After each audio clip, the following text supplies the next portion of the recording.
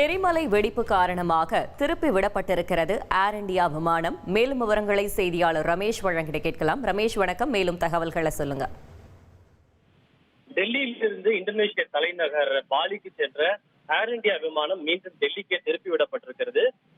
இந்த விமானம் பாலி விமான நிலையத்தில் தரையிறங்க வேண்டியிருந்த நிலையில் விமான நிலையத்திற்கு சற்று தொலைவில் இருக்கக்கூடிய பகுதியில் எரிமலை வெடிப்பு ஏற்பட்டிருப்பதால் முன்னெச்சரிக்கை நடவடிக்கையாகவும் பயணிகளுடைய பாதுகாப்பு கருதியும் விமானம் மீண்டும் விமானமானது டெல்லி விமான நிலையத்திற்கு திருப்பி விடப்பட்டது. டெல்லி விமான நிலையத்தில் பயணிகள் அனைவரும் தற்போது பத்திரமாக மீண்டும் தரையிறக்கப்பட்டிருக்கின்றனர். அதாவது பாலியில் இருக்கக்கூடிய மிக முக்கியமான ஒரு மலைப்பகுதிதான் லிவோடோபி லாக்கி என்னும் மலை. அந்த மலையில் தான் நேற்றிலிருந்து மிக கடுமையான எரிமலை வெடிப்பு ஏற்பட்டிருக்கிறது. இது முக்கியமான ஒரு சுற்றுலா பயணிகள் வருகை தரக்கூடிய டூரிஸ்ட் மலையாக இருக்கிறது. இந்த மலையிலிருந்து வெடிப்பு சாம்பல் எரிமலை குழம்பு அதிகமாக வந்து கொண்டிருப்பதன் காரணமாக பல நாடுகளுடைய விமானங்கள் ரத்து செய்யப்பட்டிருக்கிறது. அதன் தொடர்ச்சியாக தற்போது இந்தியாவிலிருந்து சென்ற ஏர் இந்தியா விமானமும் ரத்து செய்யப்பட்டிருக்கிறது.